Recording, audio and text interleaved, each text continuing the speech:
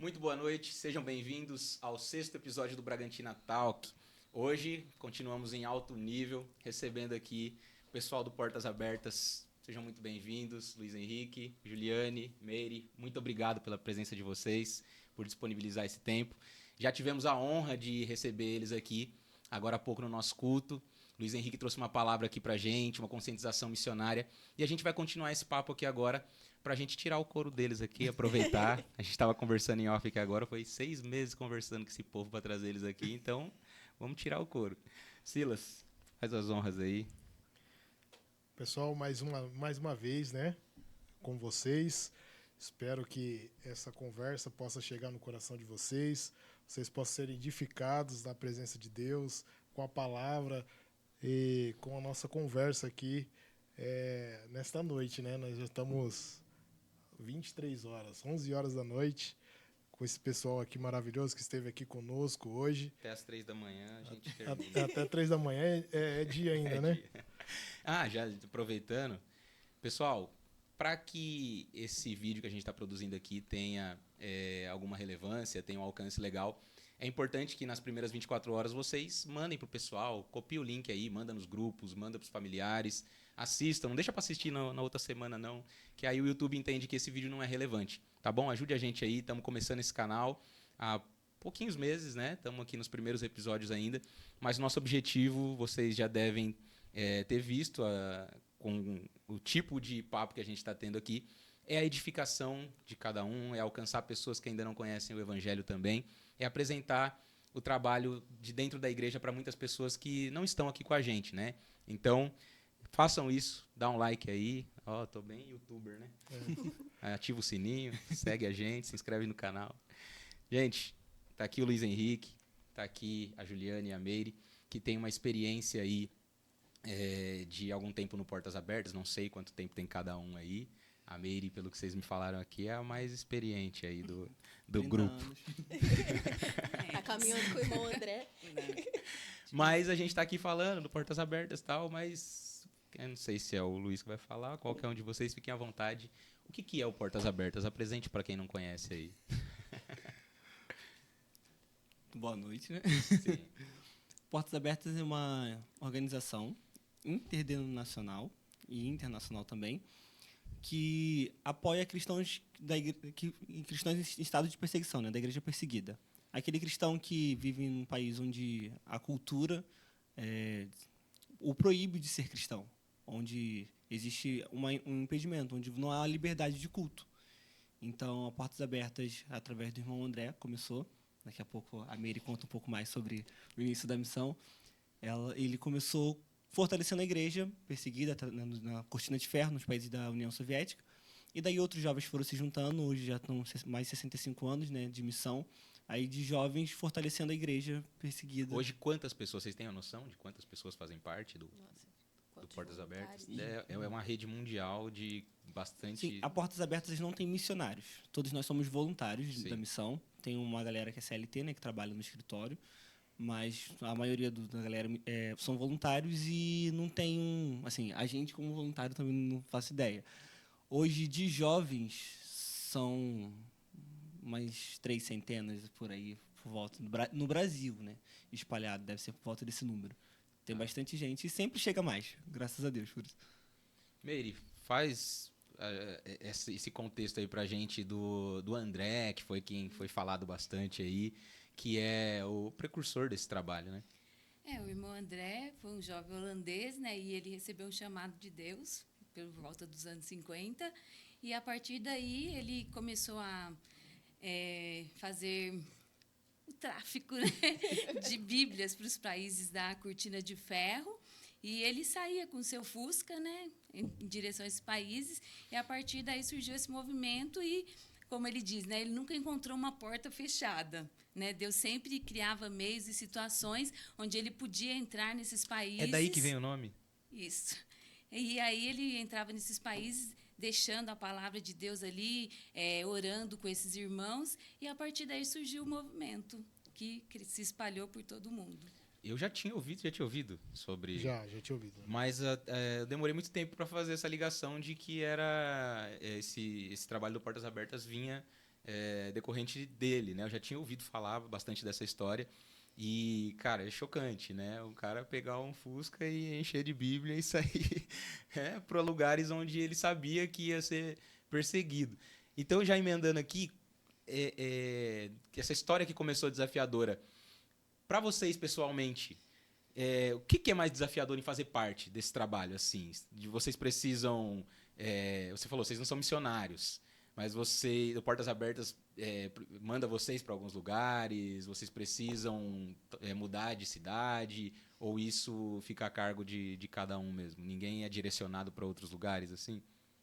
Não, como voluntários a gente responde, trabalha, né, atua na área que estamos.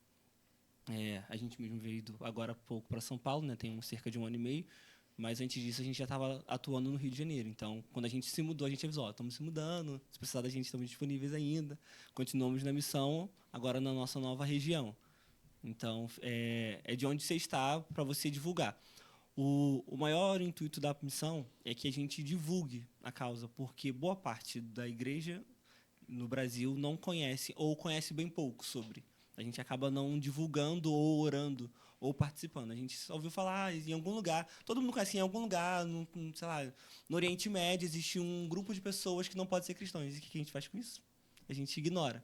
Então, o intuito é que a gente desperte isso nas outras pessoas. Olha, está acontecendo, a gente está orando e eu quero te convidar a orar, eu quero te convidar a participar de alguma forma para que os nossos irmãos não fiquem esquecidos. Silas, tem alguma questão aí? Já pode emendar. Eu queria que ele vocês contassem algumas histórias, até para o nosso público visualizar isso de uma maneira, de uma experiência que algum missionário teve de perseguição. O nosso amigo, pastor Rebuti, esteve aqui também, contou várias histórias que ele teve não foi de perseguição, né, mas foi sobre algumas dificuldades que eles tiveram na missão. Testemunhos, né? Porque quando você está em missão, parece que tudo acontece, né? Tem muito mais testemunhos, né? Sim, e para o pessoal também que está nos assistindo, ter essa convivência um pouquinho mais perto aí de como aconteceu algumas perseguições, se vocês puderem contar para nós. Até porque assim, eu comecei a acompanhar eles no Instagram. E aí eu comecei a ver algumas histórias toda semana, até quando me reunia com os jovens aqui, eu contava algumas. Falava, gente, como que a gente fica alheio assim, a gente não sabe dessas histórias, são nossos irmãos e tal. Então eu imagino que eu olhando um pouquinho já fiquei assim surpreso com alguns testemunhos. Vocês que estão o tempo todo vendo isso, vocês já devem ter visto testemunhos muito profundos e fortes, né? Traz alguns aí pra gente. Inclusive você já falou de alguns hoje, né? Mas repete. Eu acho que um dos mais marcantes, assim, pra gente são das meninas do Chibok, né? Da Nigéria, isso. Houve um sequestro. Em 2017 foi quando nós começamos a atuar mais de pertinho com a Portas Abertas. E aí a gente conheceu a história de mais de 200 meninas que foram sequestradas no Chibok, lá na Nigéria. E nessa história que nós conhecemos, naquele momento que a gente conheceu a história, a gente começou a se comprometer em oração, né, para que elas pudessem ser libertas. Pode completar. Só um parênteses aqui.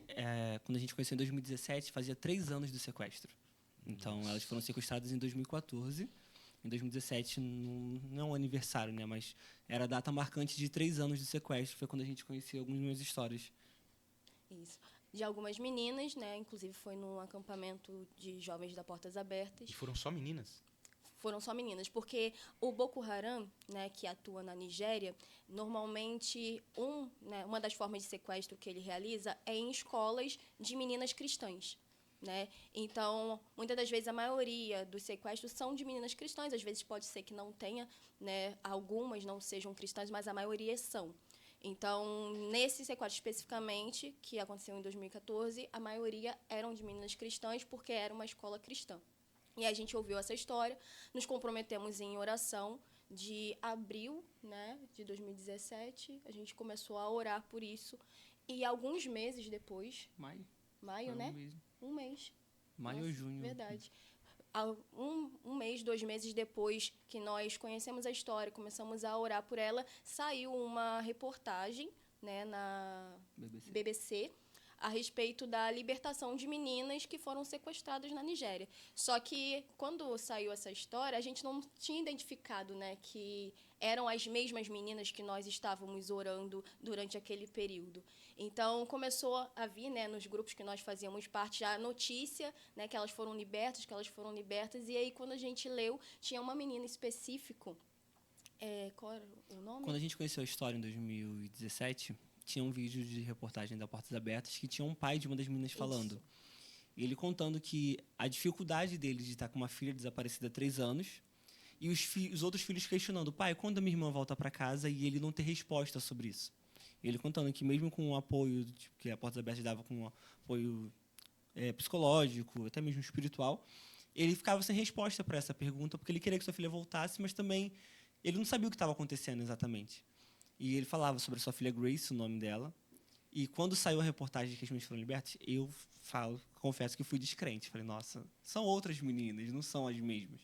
E no site... e na O povo orando por Pedro, né? Minha filha não liberta estava tão lá. Pedro. A hora que Pedro bate na porta, eles... Quem é você?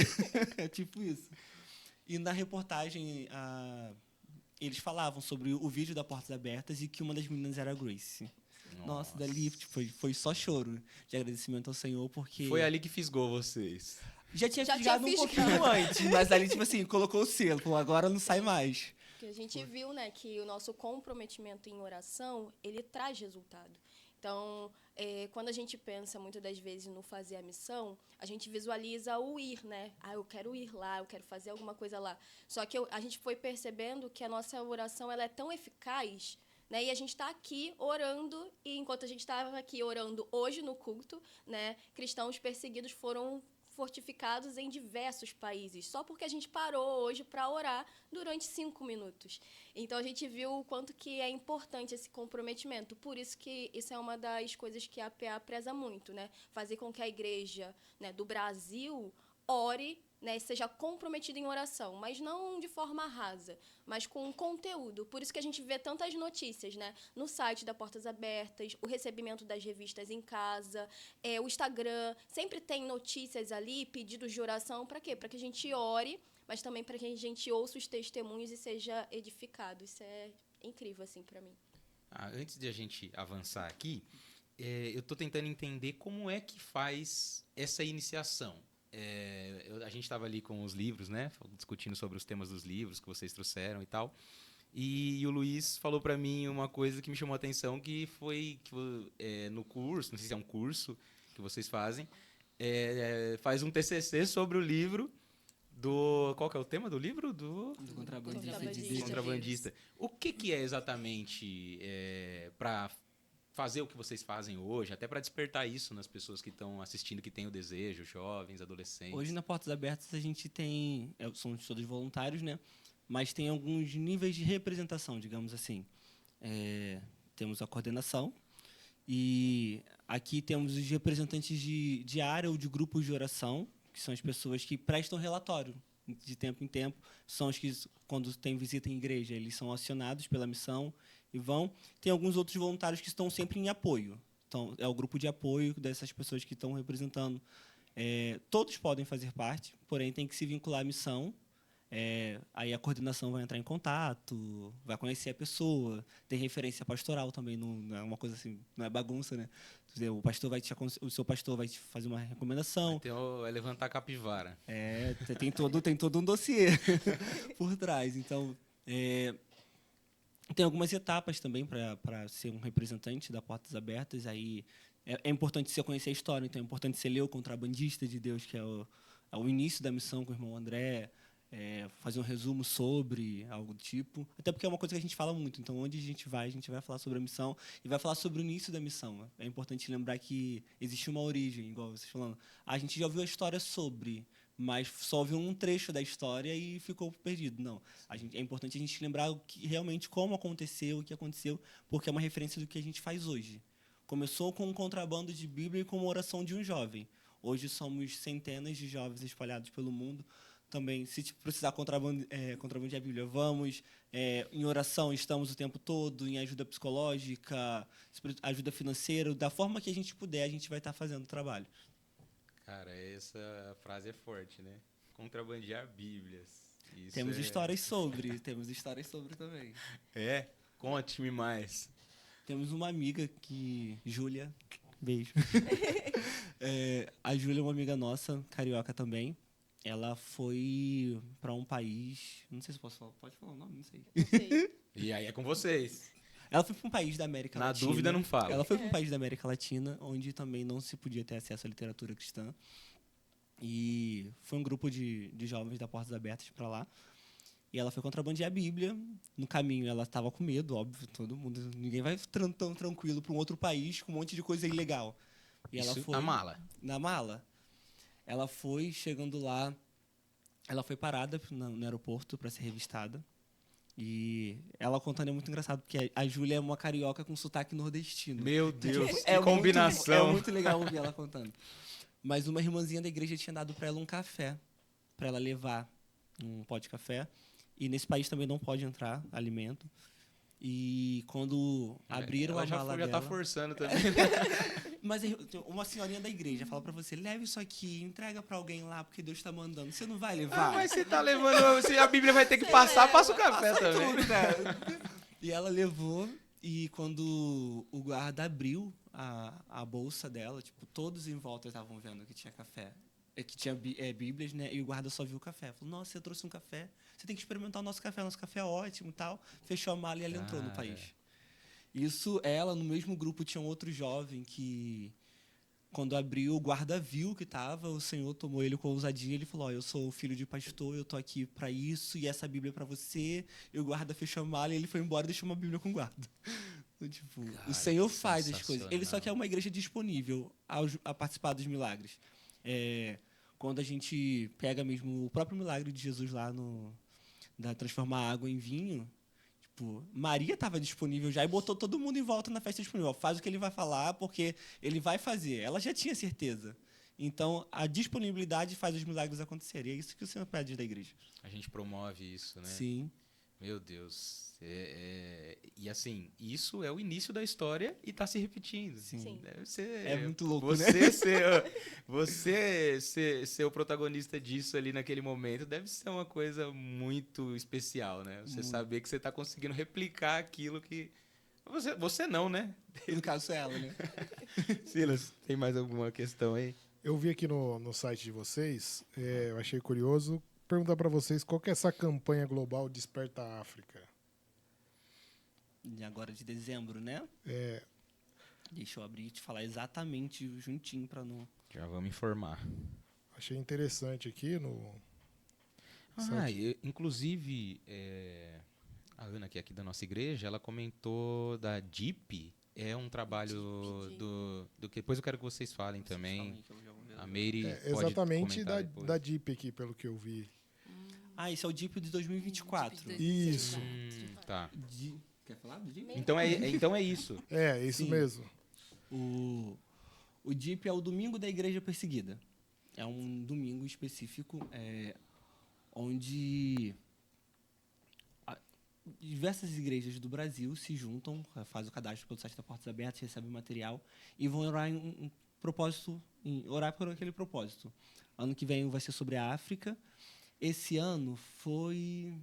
Gente, busca na minha... Não, esse ano foi Shockwave. Eu não vou conseguir recordar correndo aqui o DIP. Esse ano foi os países mais perigosos do mundo, o top 10, que está no ranking de extrema perseguição. E todo mundo se juntou e durante aquele domingo as igrejas se juntam e oram de forma específica. Então é um clamor específico sobre um propósito, né? Aí ano que vem vai ser sobre a África. Desperta a África, resista à perseguição violenta. Sim, porque o continente africano ele é bem marcado de países como Somália, Nigéria, Congo, República do Congo, tá? A Nigéria, eu já vi Eritreia. bastante coisa da Nigéria. A Nigéria hoje é um país livre, é igual ao Brasil, tipo, não tem restrição governamental ou religiosa sobre. A população cristã da Nigéria é quase 50% do país. Então, olhando assim, é um país tranquilo para se viver. Porém, o ataque de grupos terroristas lá são bem eficazes. E é o país no mundo que mais mata cristãos. Então, igual a gente tem a Coreia do Norte no top 1, né? Mais de 2 décadas, só ficou para trás em 2019, se não me engano.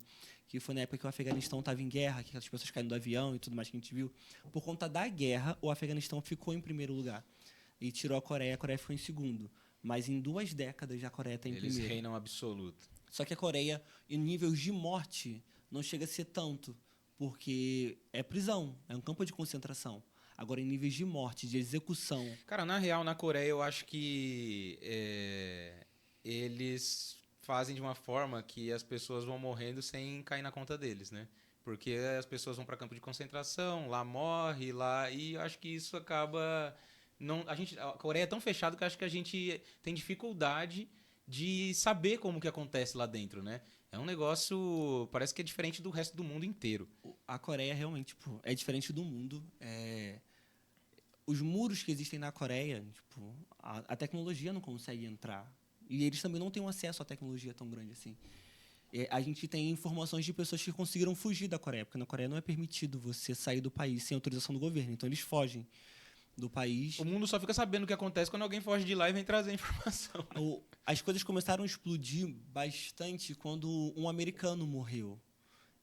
Tem cerca de uns 4 anos, mais ou menos, um jovem americano foi para lá. No hotel que ele estava, tinha um andar que não era permitido andar. Eu vi essa história, cara. O elevador não tinha opção do botão, se não me engano. Aí ele vai pela escada de emergência, entra nesse andar e pega Um quadro? Acho que foi um post. Foi um pôster do governo, que também é proibido se você pegar sem autorização. Então ele roubou e por conta disso ele foi preso e teve que vir as relações internacionais para poder libertar ele. Só que quando conseguiram libertar ele, ele chegou em casa, chegou no país, né? Já indo para o hospital e poucos dias depois ele faleceu. Então, tipo, o corpo estava tão ruim, né, que não conseguiu sobreviver. Aí foi dando base à história de norte-coreanos que saíram, contavam e as pessoas não davam tanto valor. Tem livros também que falam sobre. Tem um livro, para mim, que é mais marcante sobre a Coreia é Os Olhos dos Animais Sem Cauda. Esse livro ele descreve algumas sessões de tortura que, particularmente, eu leio esse livro em 3 etapas. Eu leio um pouco, paro, respiro, espero uns 3 dias, começo a ler de novo. De tão pesado. Porque ele embrulha o estômago, ele é bem complicado. Eu li ele um dia, mas chorando. Sem Nossa. condições. Como que é o nome do livro? Os Olhos dos Animais Sem Cauda. Eu acho que eu comentei com você que a gente está tentando montar aqui uma biblioteca nossa, então deixar anotado aí, Já né? deixa anotado que Deixar anotado e colocar uma tarja preta, Bota né? uma observação. fazer a galera Bem chorar aqui. falta. Eu acho Ele, que ele é um verdade. livro difícil de encontrar. Ah, é? Ele- Nossa, você tem, Meire? tem. Nossa, que bom saber. Pra emprestar, eu só me empresto. Só emprestar. Não, mas se vocês dois têm, vocês emprestam pro outro e deixam pra gente. É bom também que dá um choque de realidade na Ah, galera, né? Dá, não. É assim, O legal- porque, não adianta a gente não ver, né? E não vai fazer isso não ter acontecido e nem se repetir, né? Ignorar não vai É. mudar a situação. A questão da Coreia é que também, nesse caso, na história desse livro, não é nem sobre o cristianismo. É uma questão de oposições governamentais. Mas o que acontece em outras partes do mundo, né, a questão é a identificação da pessoa com Cristo. Então, alguém se converteu, o sistema externo, né, acaba repelindo a liberdade dela religiosa. Na Coreia tem a questão governamental, então, tipo, se não for de interesse do governo, você se torna um inimigo. E Cristo também é um inimigo lá na Coreia. Então, muitos cristãos vão para o campo de concentração, mas também existe uma parte da população que vai para o campo de concentração também porque o governo achou ilegal algo que eles fizeram.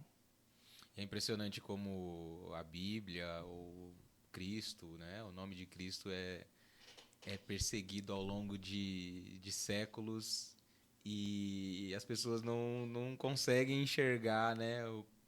Que tem algo diferente aí, né? Nesse livro, nesse nome, porque como pode, né? Impérios tentaram acabar com esse livro, né? Países se fecham para esse livro, para esse nome, mas ele está aí. Tá aí mudando vidas. E você falou do ranking dos 10 aí. Vocês têm de cabeça? Senão a gente busca. são- Consegue buscar aí, eu tenho- Delvan? São 50. Tem O ranking São 50, dos... né? Eu São consigo. 50. Sim. Eu Coreia consigo do dar um- Norte, Somália, Iêmen, Eritreia, Ah, ela tá aqui. Líbia, Nigéria, Ah, você tá aí? Paquistão, Irã, Afeganistão, Sudão, Índia, Síria, Arábia Saudita, Mianmar, Maldivas, China, Mali, Iraque, Argélia, Mauritânia, Uzbequistão, Colômbia, Burkina Faso, República Centro-Africana, Vietnã, Turcomenistão, Cuba, Níger, Marrocos, Bangladesh, Laos, colocar aqui, Moçambique, Indonésia, Catar, Egito, Tunísia, República Democrática do Congo, México, Etiópia, Butão, Turquia, Comores, Malásia, Tajiquistão, Camarões, Brunei, Omã, Cazaquistão, Jordânia e Nicarágua. Tem mais alguns nessa lista que são menos perseguidos? É Tem isso? os É países em 67? alerta, são 67. Todo ano a Portas Abertas divulga o ranking do top 50. Porém, tem os países que estão em alertas também, que são abaixo, né? Então, Coreia do Norte, Somália, Iêmen, Eritreia. Cara, eu não sei nem onde é Eritreia. África. Líbia, Nigéria, Paquistão, Irã, Afeganistão e Sudão são os 10 primeiros aqui, né? Que é o que a gente deveria ter, pelo menos esses 10 aí. É difícil guardar a lista inteira. Mas pra gente, como você já falou aqui hoje, a gente orar especificamente, né? para a gente sair um pouco dessa situação de vou orar pela igreja perseguida. Só no uma mundo correção inteiro. aqui, até mim Sim. mesmo. Não é 67, é 76. É a inversão do 6. 76? Isso. É, foi quase. Algo interessante que a gente às vezes faz, né, é você adotar um país para orar. Então, por exemplo, como tem muitos países, né, e você vai ter várias informações, você pode orar, de fato, por essas informações, pelos pedidos que vierem, mas se você orar, pedir para Deus um país específico e você adotar ele em oração, e aí você sempre buscar também notícias sobre esse país, as histórias, cristãos perseguidos que vivenciam essa realidade, porque aí você vai se conectar com aquele país e você não vai esquecer nem dele, nem daquelas pessoas que estão ali. Nos demais, você vai orando pelas notícias, pelo que for surgindo, mas se você conseguir adotar 1, 2 países para fazerem parte ali, né, do teu dia a dia, de fato, isso também ajuda, porque a gente traz mais para perto, né? Traz uma responsabilidade. Sim, enquanto o Luiz falava aqui no nosso culto hoje e passava ali alguns slides, você vê o quanto traz de proximidade, por exemplo, você falar de situações de pessoas que você conheceu pessoalmente, né? Mostrar foto da pessoa, tal. Então, hoje a gente está tão cercado a vida das pessoas, acho que a maioria tem uma parcela de filmes e séries e tanta fantasia e tanta coisa que às vezes histórias como essas que estão acontecendo agora e vão acontecer amanhã com os nossos irmãos que estão sendo perseguidos, muitas vezes fica no imaginário das pessoas como uma informação qualquer que ele assistiu num filme, que ele ouviu, né? Então, trazer isso para perto, eu acho que é muito importante. Eu até comentava também com vocês aqui antes da gente iniciar, que é uma coisa que eu penso que todas as pessoas, todos os cristãos, deveriam ter algum contato com o campo missionário para entender de fato, né, o que é essa linha de frente. Porque ali é a linha de frente, né? Quando você tem testemunhos muito grandes, mas as dificuldades também são muito maiores, né?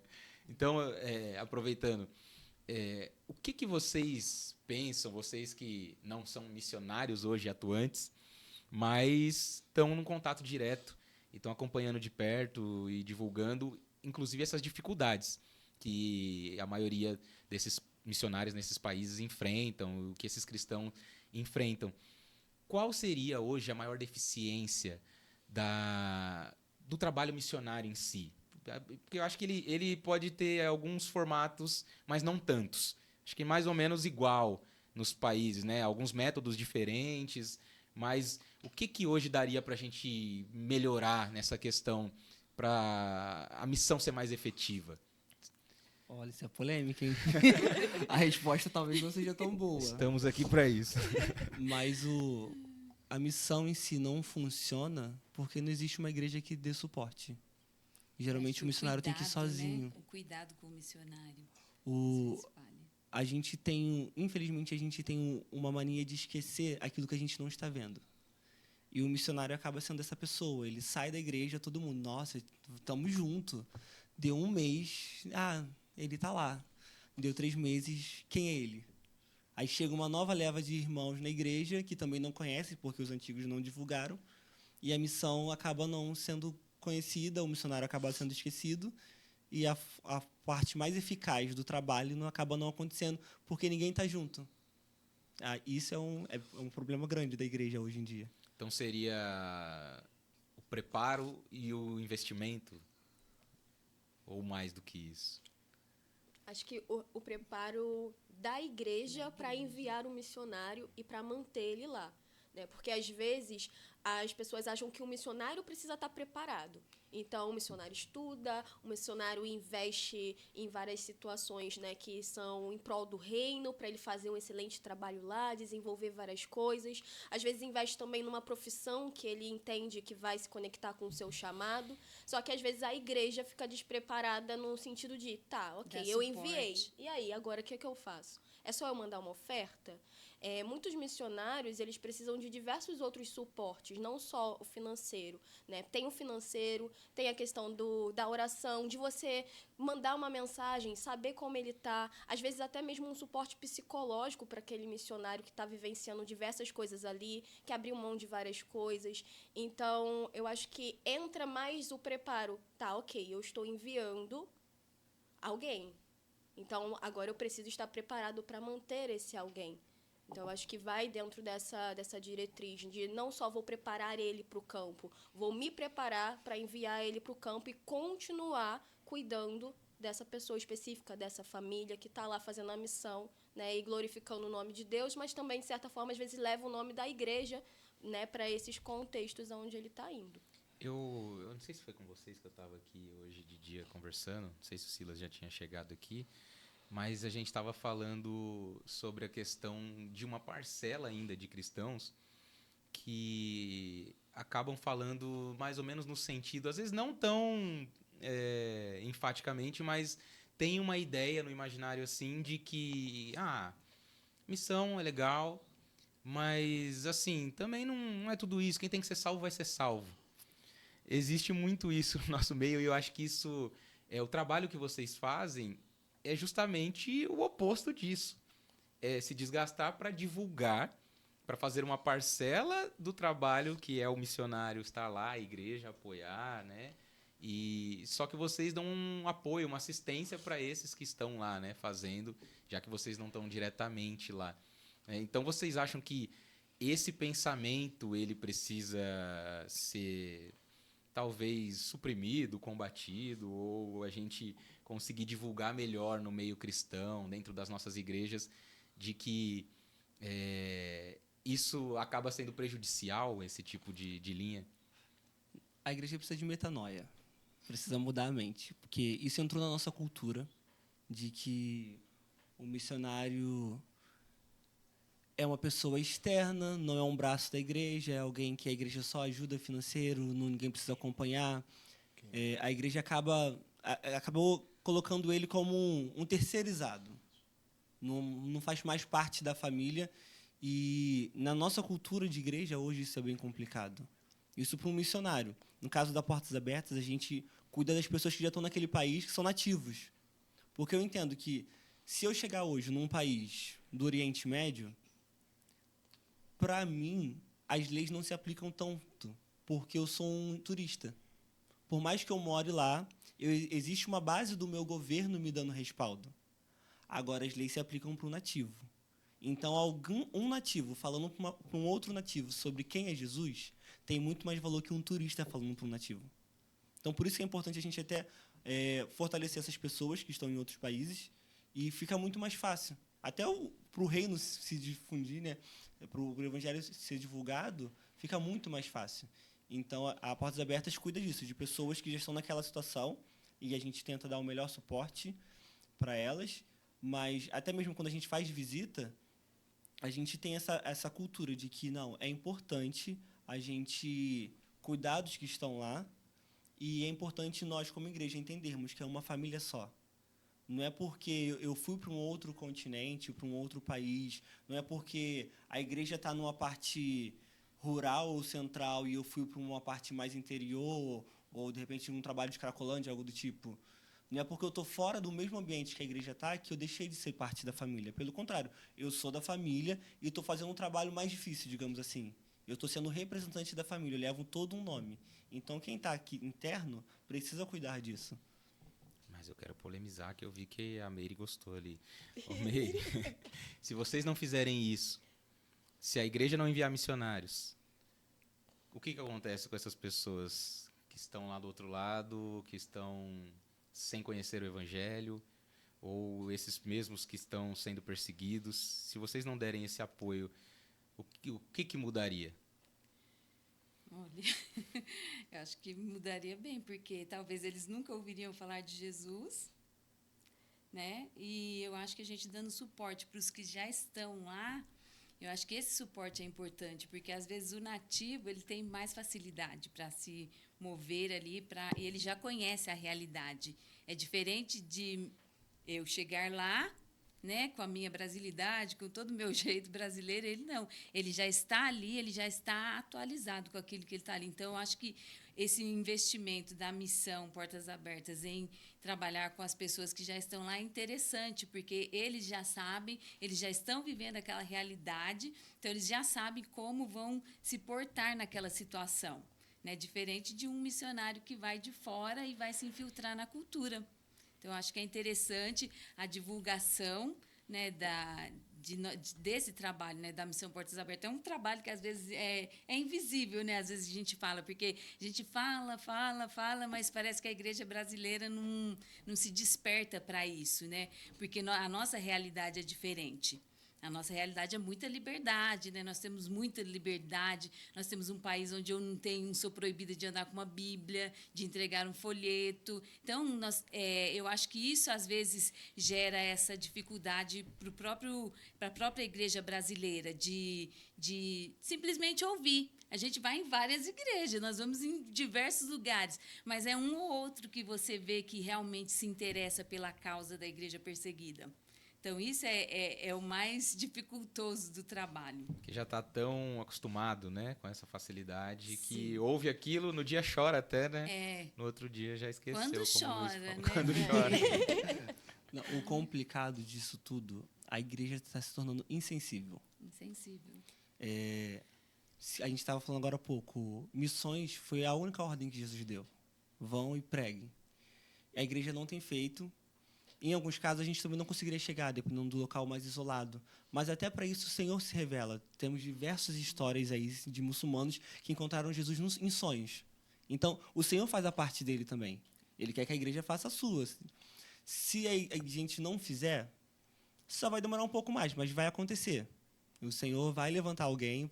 Ou a própria Bíblia fala que as pedras vão clamar. Ele quer que seus filhos se manifestem. Mas se a gente não fizer, ele ainda vai glorificar, ele ainda vai continuar sendo glorificado. Só para a gente é mais prejudicial. Porque se a gente anseia tanto pela volta de Cristo e não está divulgando o nome de Cristo, vai demorar muito mais. Por conta disso, sofreremos muito mais também. Porque se a gente perceber hoje o que a gente, o ser humano brasileiro aqui, sofre agora, questão climática mesmo, para 10 anos atrás, está bem mais complicado agora. E se a gente continuar tardando a volta de Cristo, daqui a 20 anos, como é que vai estar a questão do clima? Então, a gente precisa fazer nossa parte, até mesmo ansiando pela volta de Cristo, mas tendo a certeza que se você fazer missões é você ter privilégio de participar do reino de Deus. Se você não fizer, o reino de Deus ainda vai continuar crescendo e sendo glorificado, mas você não foi participante de nada. É mais vergonhoso chegar lá no céu e perguntar: e o que você tem na mão?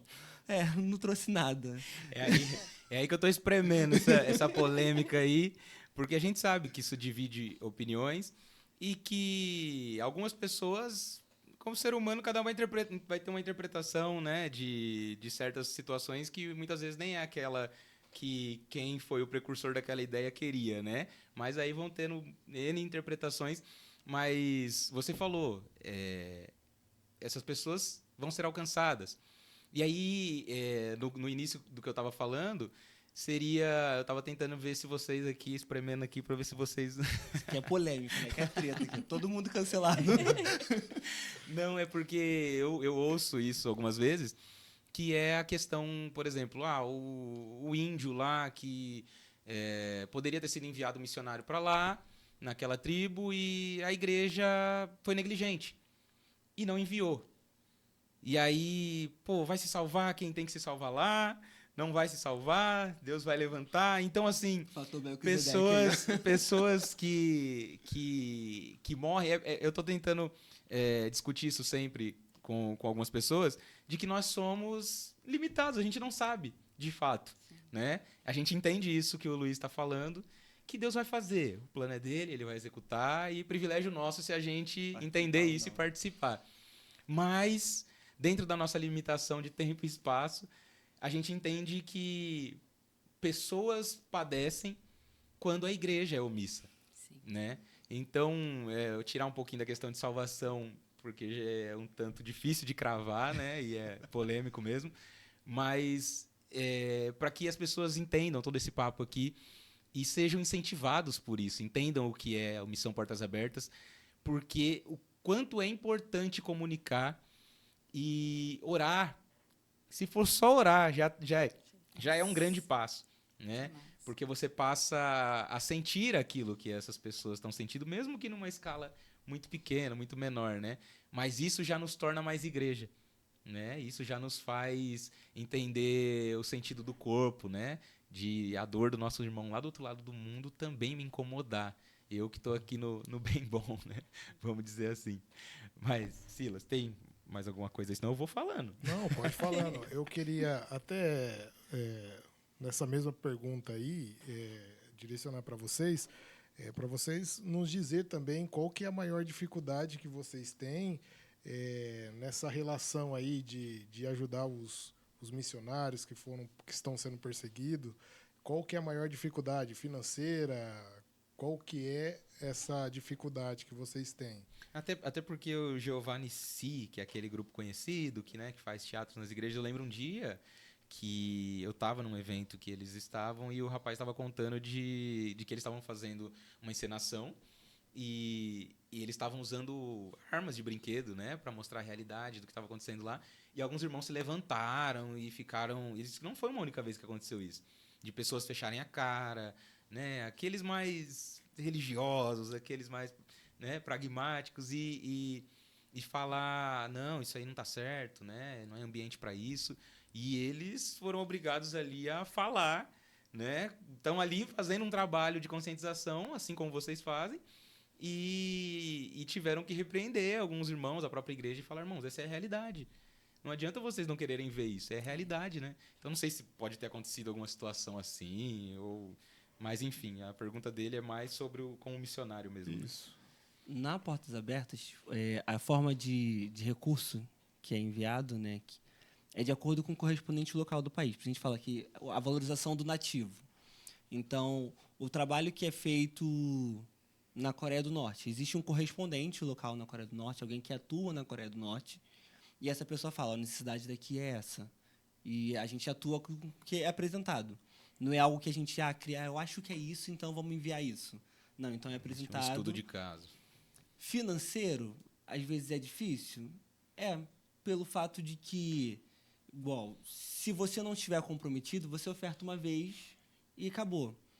Mas o aluguel de casa a gente paga uma vez só por ano e acabou. Não. Então, ofertas de qualquer forma, de maneira geral, em missões é muito ociosa, né? Tem uma época que a igreja se importa muito, depois esquece que precisa ofertar. E no mundo capitalista que vivemos, todo mundo está com problema de dinheiro. Todo mundo precisa um pouco mais. Mas as necessidades vão de acordo com o que é apresentado realmente. Mas eu acredito que a maior necessidade não seja nem financeira, mas seja capital humano.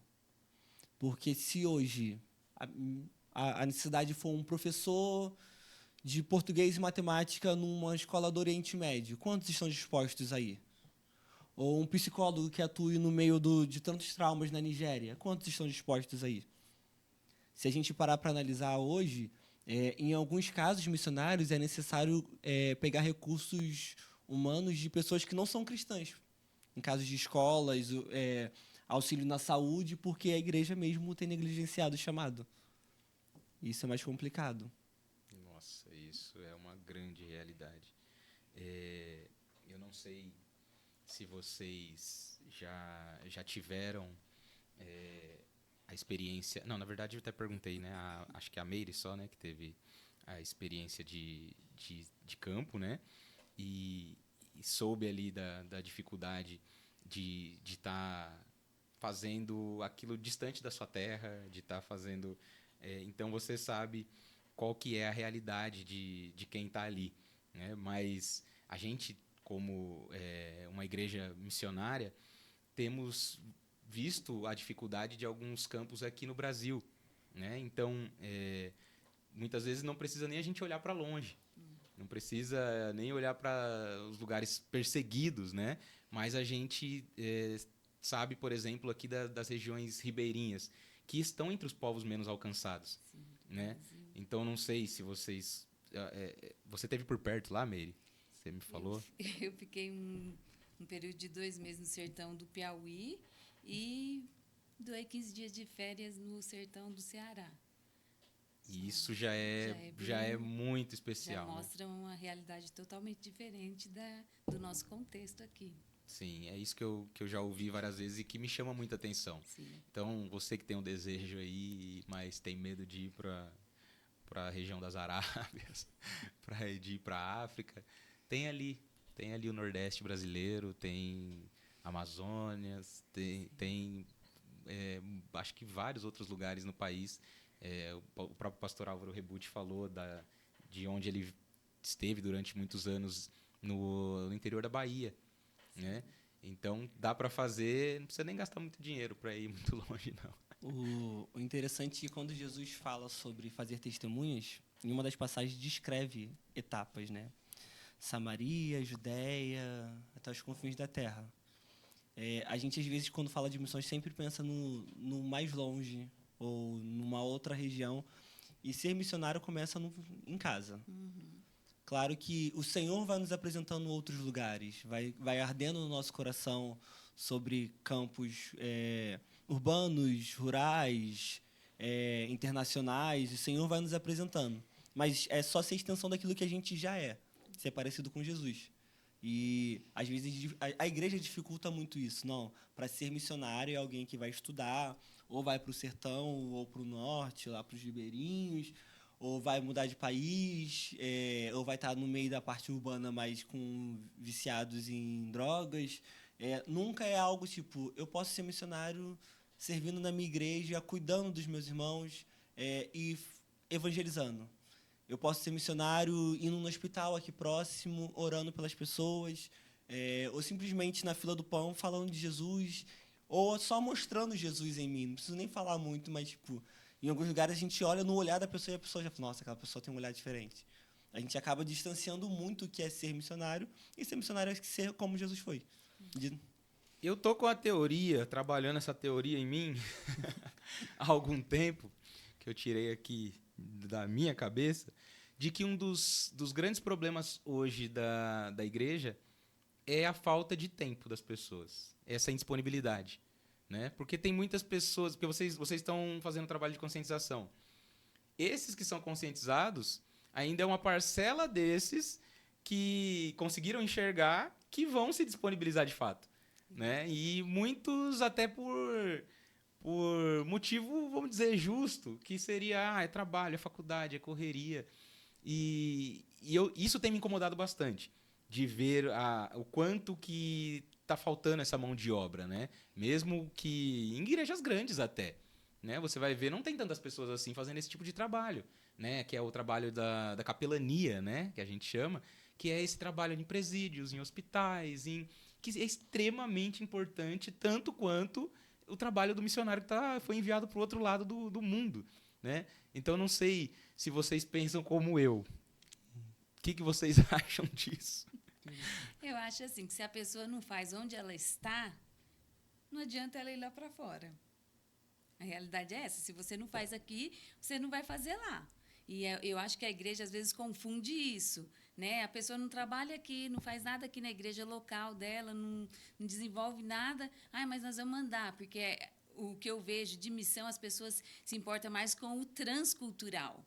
Né? O transcultural chama atenção, o transcultural tem essa visão maior, né? Que todo mundo está enxergando. Mas não, eu acho que se você é um missionário onde você está, isso é importante. Porque se no seu trabalho você fala de Jesus, você está sendo um missionário de alguma forma, porque você está mostrando Jesus para alguém ali naquele lugar, você está sendo um diferencial ali. E, às vezes, nós temos essa inversão de valores, né? Que a pessoa tem que ir para o campo, para não sei o quê. Eu vejo pessoas na minha igreja, tem um irmão que todo domingo ele traz uma pessoa para o culto. Eu falo, Jesus, eu preciso tomar vergonha. Eu preciso tomar vergonha na cara. Sabe, eu olho para aquele irmão quase todos os domingos, ele leva um não evangélico para ouvir a palavra de Deus. Então, para mim, ele é um missionário de mão cheia. Sabe, eu fico olhando para ele ali, eu falo assim, meu Deus, uau, queria ser como ele, ainda não sou. Então, são coisas pequenas que nós podemos fazer e, às vezes, nós não estamos fazendo nem no nosso local, mas a gente acha que vai ser missionário lá no... E talvez esse irmão nem precisou de tanto tempo assim, não. Né? Você olha assim, talvez você fale, nossa, né? Mas o que esse irmão pode dar? E tem dado muito, e a gente tem visto frutos, né, do trabalho dele. Isso que é interessante. E sobre o tempo é prioridade. A gente tem tempo para aquilo que a gente prioriza. Isso. Independente da nossa agenda, se a gente priorizar algo, a gente vai dar tempo para aquilo. E a gente, às vezes, não tem tempo para o reino de Deus porque não está priorizando o reino de Deus. Simples e fácil. se falar um churrasco de aniversário de alguém, nossa, fulano é importante, é um grande amigo, vai ter comida, todo mundo prioriza para estar aquele tempo. Falar evangelismo no mesmo horário. Ah, não dá, tá sol, é complicado, minha agenda tá cheia. Então, se a gente não prioriza, a gente não faz. Esse é o maior problema hoje em dia. Uma das nossas conversas é realmente sobre isso, né? Porque nós somos um pouquinho mais antigo do que o pessoal dos jovens aqui, É, que né? a gente trabalha mais diretamente. Então, assim, a gente viveu uma época na igreja que praticamente todos os dias estavam na igreja, né? Então, todos os dias ali envolvido com a igreja, e aí... E tinha tempo, né? E tinha tempo. E nessa época agora, falar de um ensaio, falar de alguma coisa um pouquinho extra do que já faz. Já foi parece líder de que jovens, Luiz? Já dá trabalho. Eu tô vendo pela sua tristeza, Dá bastante trabalho. pelo seu sofrimento. Mas eu vim de uma geração também que a gente ficava na igreja, mas era mais fixo do que a barata que passava no chão da igreja. Exatamente. Era ensaio de tarde, já ficava pro culto, ensaio à noite, aí juntava para um lanche, às vezes um bate-papo na igreja que parecia uma vigília, que não acabava mais. Tava no outro dia pra escola dominical, ia rendendo. E parece que acabou, né? Tá acabando. Eu lembro da minha adolescência, que eu me converti, foi nesse período de adolescente, né? Eu lembro que meus pais não cristãos, eles falavam, você vai morar na igreja? Porque eu ficava na igreja direto, às vezes ia, no caso, no domingo, e já ficava no domingo de manhã, já almoçava na igreja, de tarde ensaiava, à noite estava na igreja. Aí tinha culto de quarta, culto de sexta, aí saía da faculdade, ia correndo para a igreja para chegar a tempo e tudo mais. E aí, assim, eu vejo que isso mudou muito, né? Às vezes a gente troca, né? Porque, por exemplo, às vezes na faculdade, dá para você ali administrar a sua grade para talvez você conseguir estar num culto do dia da semana. Mas às vezes você prefere, não, poxa, eu quero acabar a faculdade mais rápido, então você coloca a disciplina naquele dia da semana. Só que na época que eu tava com tanta sede, né, de viver as coisas que Deus tinha para mim, que eu falava, não. Aí eu saía correndo, vinha do trabalho, ia para a faculdade, da faculdade ia para a igreja e queria estar lá. Né? E hoje a gente vê que tá mais difícil. A pessoa prioriza a faculdade, prioriza o trabalho, prioriza diversas outras coisas, né? E aí acaba que a própria igreja vai administrando. Poxa, já que eles não podem, vamos ter que ver qual o melhor dia para todo mundo conseguir estar. E aí, às vezes, você vai diminuindo a frequência dos encontros, diminuindo a frequência, né, das atividades, porque a galera não consegue priorizar para estar naquele momento ali. E aí, às vezes, a igreja vai modificando para atender a demanda das pessoas que não estão podendo. E eu acho que um tanto até mais grave do que a modificação da estrutura dos horários e da quantidade de trabalhos é o conteúdo dos trabalhos. Que aí começa a se criar tem uma demanda para a gente conseguir manter os jovens, para a gente conseguir manter a igreja ativa, a gente precisa trazer novidades. A gente precisa trazer...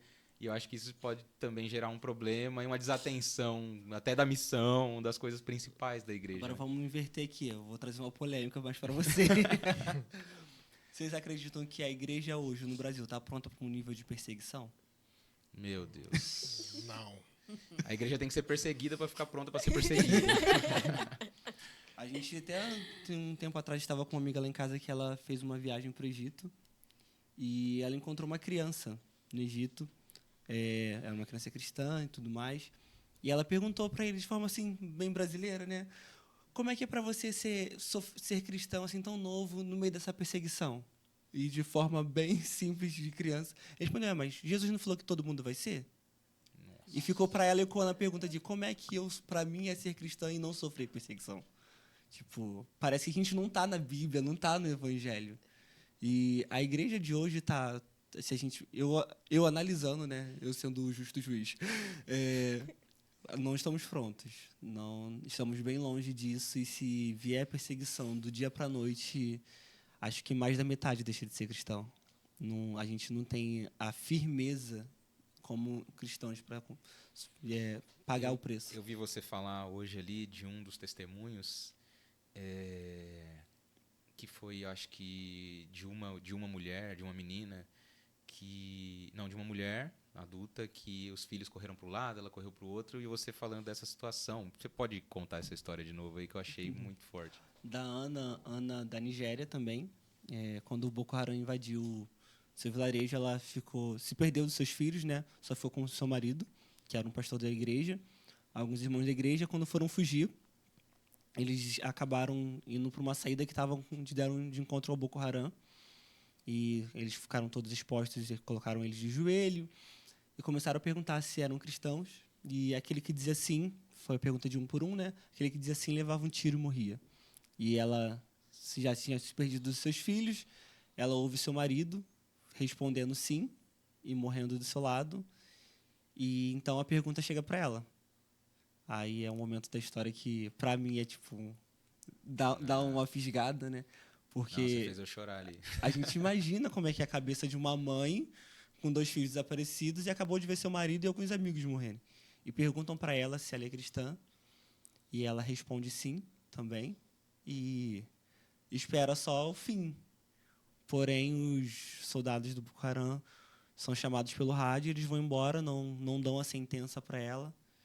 E ela depois volta para o vilarejo e continua o trabalho com a igreja. Reencontra seus filhos, estavam bem e tal, e continua o trabalho com a igreja. É uma história que me dá esse conflito, porque, nossa, numa situação dessa, se ela falasse pra gente que, eu fui embora, a gente ia entender tranquilo, falar, nossa, realmente, vai embora, cuida da sua vida, tá tudo tranquilo. Mas se ela fosse embora, quem ia ficar na liderança da igreja? Porque a gente em si não conhece aquele vilarejo para estar lá. E eu lembrei da história porque justamente você falou disso agora, né? Se estamos prontos para responder sim para uma pergunta dessa. E a gente já viu alguns casos também de... Somos filhos de pastor, tipo, do pastor morrer e o filho assumir a liderança da igreja. É conflitante para a gente aqui no Brasil imaginar isso. Nossa, mataram o meu pai, agora quem assume a igreja sou eu, sabendo que a sentença pode ser a mesma. E tá ali firme, fortalecendo os irmãos da igreja, mesmo com a dor do luto. Mas tem pessoas assumindo esse preço. Em diversos lugares do mundo, pessoas diferentes assumindo esse preço do evangelho de abrir mão de si, até mesmo das suas próprias dores, entregar elas na mão de Jesus e falar, Jesus, eu não consigo carregar essa dor, ficar contigo e vou cuidar dos teus. Tem muitas pessoas fazendo isso. Muitos precisam fazer muito, porque muitos não fazem nada. Porque muitos fazem pouco. Sim. Tem mais alguma coisa aí, Silas? Senão... Pode seguir. Eu não sei se vocês conseguem quantificar para a gente, vocês que estão lidando mais diretamente, de quantos povos ainda precisariam ser alcançados, ou regiões, né? Pode falar de povos, acho que é difícil, mas de regiões que, como a gente falou aqui no Brasil, dos ribeirinhos, quais os lugares que precisariam, quem sabe, ser adotados, como a Juliane falou, como prioridade, assim? Eu acho que na Portas Abertas em si não tem esse número por conta do ramo de atuação. Porque como a gente é uma igreja cuidando da igreja, não que a gente não se importe com... Pelo contrário, a gente se importa com o trabalho de divulgação, por isso que a gente quer uma igreja saudável, mesmo em meio à perseguição, a gente cuida da igreja local para que eles possam divulgar o evangelho para os demais. Mas aí a gente acaba não seguindo nessa linha de, naquele país, quantos povos precisam ser alcançados? A gente acaba não seguindo dessa forma. Gente, já foi mais de 1 hora aí, Dovan? 1 hora. Para quem está acompanhando aí é daqui de perto, a gente não vai tirar mais o couro deles aqui não, que já está... Felipe, mas eu tenho uma curiosidade. Vocês... Aproveita agora. Nessa guerra Israel-Palestina, vocês têm alguma história de lá? Temos histórias... A gente tem um amigo que ele... Sempre tem contatos, né? Sempre temos contatos. Um amigo de um amigo. A gente tem um amigo, ele até já fez parte da Missão Portas Abertas também, mas hoje ele segue com uma organização própria, que a família dele... A organização, né, cuida do Oriente Médio em si. E ele mesmo tem divulgado, porque eles tinham um trabalho numa igreja em Gaza, chama Igreja Batista em Gaza, que por um tempo serviu de refúgio diante de toda essa guerra, até a igreja também ser bombardeada. E ele divulgou fotos dos irmãos que ele cuidava, que ele pastoreava. Foi bem complicado. Tipo, eu vendo tudo, né? Essa guerra eu tenho acompanhado bem de perto. E eu vendo tudo, eu falei, nossa, tipo... Imagina tu chegar agora, abrir o Instagram e ver a foto dos seus irmãos em Cristo que foram mortos durante o bombardeio. Então, tem histórias que, tipo, a igreja nessa guerra, acho que a maior perda são realmente dos inocentes. E dentre os inocentes é da igreja. A igreja tem sofrido muito diante dessa guerra. Independente de qual lado, tipo, em Israel ou na Palestina. É porque Gaza acaba sendo mais bombardeada, né, por poder de fogo. Mas tem sido grandes perdas. Porque a gente acaba a mídia divulgando de que em Gaza só tem muçulmano. Não, é um país, né, uma região comum, que se tinha muçulmanos, é de predominância muçulmana, mas também tinham cristãos, tinham muitos estrangeiros. Então, acaba que a maior perda são realmente dos inocentes, não tem Tinha como. vários brasileiros lá também, né? Sim. E por mais que a guerra é uma coisa que, tipo, realmente um lado em si é muito difícil escolher e é difícil mensurar, porque o acordo é sair da sua casa e vai para outro lugar, mas vai para outro lugar fazer o quê? Não tem onde você ficar. Tipo, a melhor solução é acabe a guerra, chega. Ninguém precisa mais bombardear ninguém. Mas realmente, diante de uma guerra, todos os lados estão perdendo e o último a ficar de pé se torna vencedor, mas de uma coisa que todos foram perdedores. Exatamente. E só nos resta orar, não só pelos nossos irmãos em Cristo que estão lá, mas por todos esses que inocentemente estão ali sofrendo todas essas situações, né? Às vezes sem casa, sem família, sem nada, sem perspectiva. Então, que o nosso papel, que foi falado aqui hoje, principal é de oração, né? Principalmente.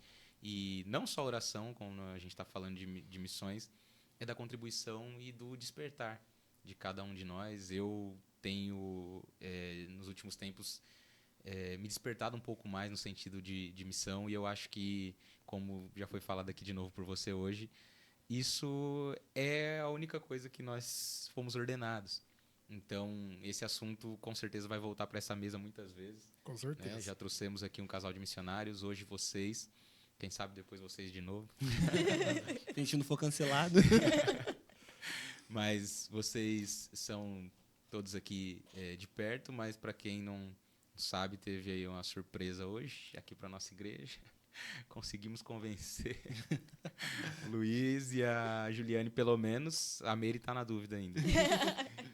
E amanhã, como esse já era o assunto da lição da Escola Bíblica Dominical, o Luiz vai vir aqui amanhã lecionar para a gente, então, essa lição. Se eu não me engano, é a de número 9 ou 10. Acho que é 10. 10, né? 10. A Meire está inteirada. Assembleia na veia. Assembleia por Escola Dominical do começo ao fim. Então, para você que não esteve aqui hoje, você tem a oportunidade de acompanhar ainda pela manhã o Luiz, que vai estar aqui ministrando mais uma vez e falando desse assunto que é prioridade da igreja. Não sei se vocês têm alguma coisa para acrescentar, Meire. Não, quero só Então- agradecer. Então, despede aí do pessoal. Gente, foi um prazer estar com vocês. Obrigado pela oportunidade. Volte sempre. E sim que der, né? A gente volta. É Juliane. isso. Só agradecer mesmo. Foi muito bom esse bate-papo aqui e que a gente possa continuar sendo um com a igreja perseguida, né? Que acho que essa foi a ideia do nosso bate-papo de hoje, né? Nos comprometermos em oração pelos aqueles que estão aí espalhados pelo mundo sofrendo perseguição. Então é isso. Glória a Deus. Luiz. Agradecer, né? E de tudo, como voluntários, né, da missão, a gente... É um prazer estar aqui, podendo falar um pouco sobre a missão, mas no intuito de... Isso não pode ser só um bate-papo, que seja algo a mais. Que tanto vocês ou quem está assistindo em casa seja despertado a orar, a contribuir. A gente não fala só de financeiro, porque fala contribuir, todo mundo precisa de dinheiro, mas contribuir com o seu tempo, com sua disponibilidade em divulgar, em orar, em fazer algo mais, quem sabe visitar um lugar desse, mas que a gente não esqueça. Quando a gente encontra o cristão perseguido, ele fala, não nos esqueça. E depois que a gente conhece histórias como essa, é difícil esquecer. A igreja hoje já esqueceu do Coliseu, mas que a gente não esqueça que a perseguição ainda tem acontecido dia após dia e que a gente precisa ser participante do reino, nem que seja através da oração, mas se puder fazermos algo mais que a gente possa fazer. Você que não acompanha tanto ou tem dificuldade em ouvir notícias fortes, ver cenas fortes, eu quero aqui recomendar que você se esforce para ouvir, para uma vez ou outra ver alguma coisa, porque isso com certeza vai fazer com que você se dedique mais em oração, que você deseje mais fazer algo diferente para o reino de Deus. E também tem o Silas ainda para se despedir aí. Silas, o que você achou desse bate-papo de hoje aí? Quero agradecer vocês pelo tempo, né? Passou da meia-noite aqui já. Agradecer vocês pelo tempo. E eu tenho certeza que esse nosso papo aqui atingiu o coração de alguém, né? E nós somos uma igreja missionária, graças a Deus somos uma igreja missionária. E vocês que estão nos assistindo, vocês que contribuem com missões, continuem contribuindo, porque aqui o relato, né, de pessoas que vivem isso, que têm as histórias das pessoas que são perseguidas, missionários que são perseguidos por o mundo afora, ou até que no Brasil, tenho certeza que vai chegar esse momento também de perseguição. Vocês que estão nos assistindo, vocês que contribuem com missões, continuem contribuindo, orando também, né? Até esses dias estava falando sobre o poder da oração aqui para os jovens, né? O quanto esse poder, se todo mundo soubesse o poder da oração, o quanto poderia mudar o mundo. Nós temos uma ferramenta tão poderosa nas mãos e não soubemos usar, né?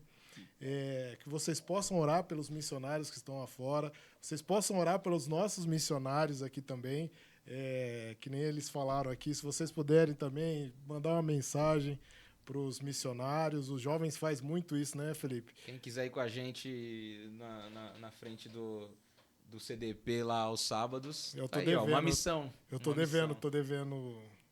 O Silas, você está devendo, Silas. Tô com dívida. Temos alguns contatos já para a gente fazer aqui alguns cursos de capelania, algumas coisas nesse sentido. Então, que todos nós sejamos despertados com esse episódio aqui do Bragantina Talk e que orem também pela vida desses que estão aqui hoje, do Portas Abertas, para que esse trabalho ele se fortaleça a cada dia, para que arrebanhe mais e mais voluntários e que a gente consiga, junto com eles, alcançar lugares que não foram alcançados, que a nossa oração conforte pessoas que precisam ser confortadas. E eu acho que esse é o resumo de hoje. Nada mais a acrescentar. Beleza, pessoal? Muito obrigado a vocês que ficaram com a gente. Como eu falei no início aqui, dá essa moral, ajuda a gente a divulgar, compartilha aí, porque isso aqui é uma ferramenta também muito poderosa, né? Você pode aí com um clique fazer com que alguém conheça esse trabalho, crie desejo, se desperte e faça com que a igreja melhore, cresça, se fortaleça. Então, muito obrigado a vocês. Fiquem com Deus e até o próximo Bragantina Talk.